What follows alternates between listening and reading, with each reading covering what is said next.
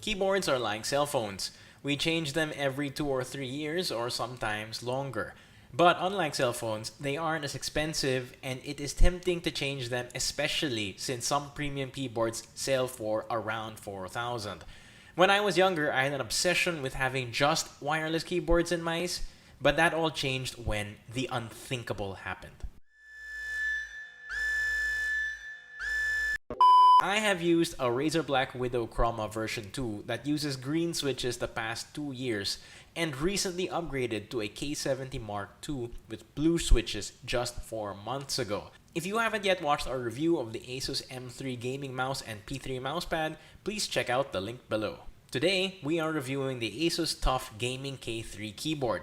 We would like to thank ASUS for providing us a review unit, but would like to emphasize that this is not a sponsored video, nor was ASUS given any say on the review process.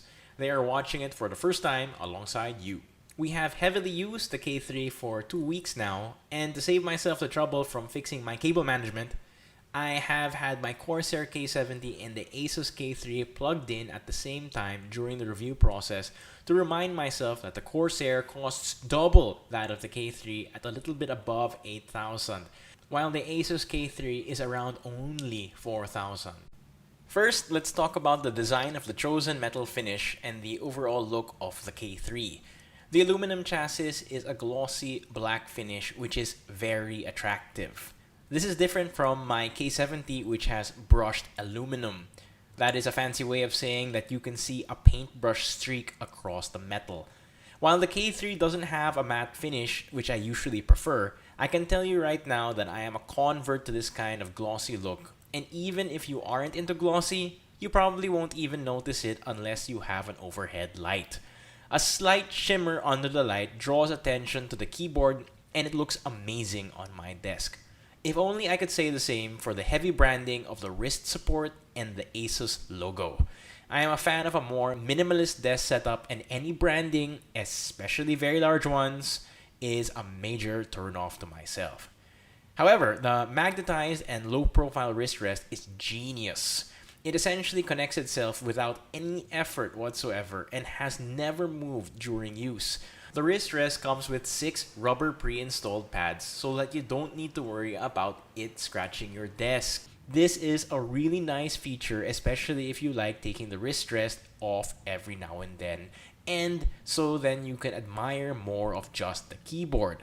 Coming from a Corsair K70, which costs double that of the K3, the wrist rest takes more effort to remove and it always gathers dust in between where it snaps in place.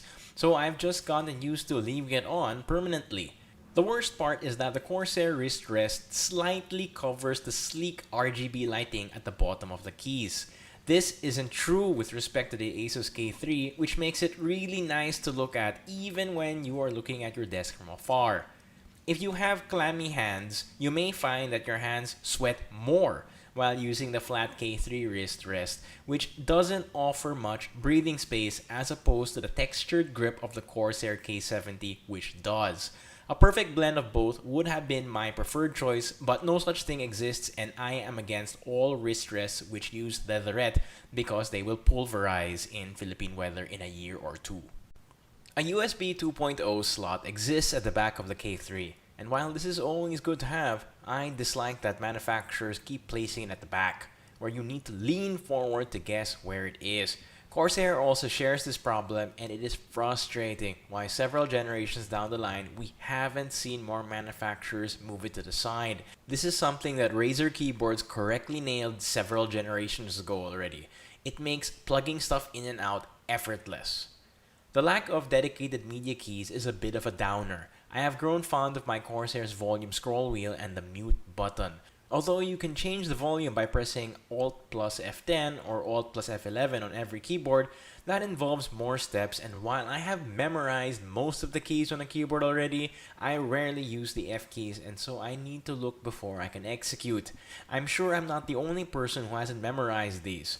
Having a volume rocker or a wheel makes a much more pleasant experience, and I have found myself reaching towards my Corsair keyboard, which is usually 12 inches away, each time I've wanted to adjust the volume rather than go through the hassle of pressing two buttons I haven't memorized.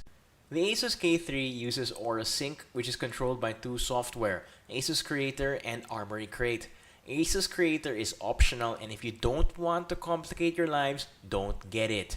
Armory Crate is in charge of detecting all Aura Sync compatible devices and then tells them what colors should appear and how the colors should react on each hardware. You cannot design lighting effects here. Design can be done through the ASUS Creator. After making the design, you go back to Armory Crate in order to implement it. Personally, I don't like having to use more than one program for one job. We already have too much stuff on our computers, and one more thing is just clutter. Corsair and Razer understand this, thus they have one program designed to do everything. However, if you are like me, you'll get tired of changing your lighting effects after a couple of days and end up with just one or three favorites. Armory Crate allows you to select basic effects which will appease most of your RGB fantasies.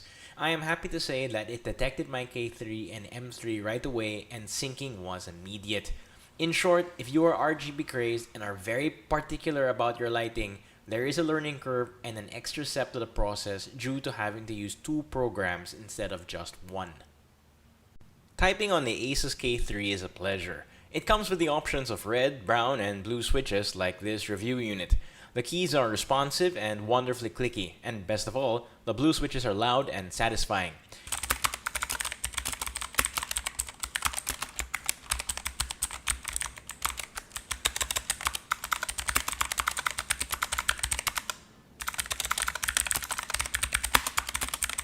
As a writer, I spend many hours on the keyboard rewriting articles or short stories, and the K3 has been a wonderful companion. 2 weeks, however, is too soon to tell how well these keys will hold up. However, it is good enough. I am no stranger to defective keyboards out of the box. When I first bought my Razer Black Widow Chroma version 2 keyboard 2 years ago, I discovered that after 3 days of use, the Z key was no longer working. I documented this in an article I sent to Business World newspaper. While I eventually got a replacement, even the replacement began to fail me only after 2 years of use. The M key wasn't registering, thus I haven't trusted Razer ever since. Nevertheless, I am impressed with the crisp clang of the ASUS K3 and conclude that it almost feels like my Corsair K70. However, at the end of the day, because of the somewhat sweat-proof wristpad and the ever so slightly more satisfying click of the Corsair K70, I would prefer it over the K3. But, to be honest, they both feel and sound premium. And the blue switches on both brands are practically the same. And due to the major price difference between the two, if you are looking for a good and satisfying keyboard and don't want to spend an additional $4,000 on the media keys, then I highly recommend the ASUS K3. Thank you to our real sponsors, you guys. Thanks to everyone who continue to support us on YouTube and Facebook, without which we would have no purpose being here, and we would like to give a special shout out to the following customers who have always been easy to deal with and some of who supported us very early on. Dio, Marco, Raf, Jason, Jash, Kashka and her brother, Jason on Facebook, Miguel S. And finally, a special shout out to our hardworking team which keeps us and our clients afloat. Gerald, Ren, Rocky, Rox, and Jay. So I guess that's everything, and stay safe everyone.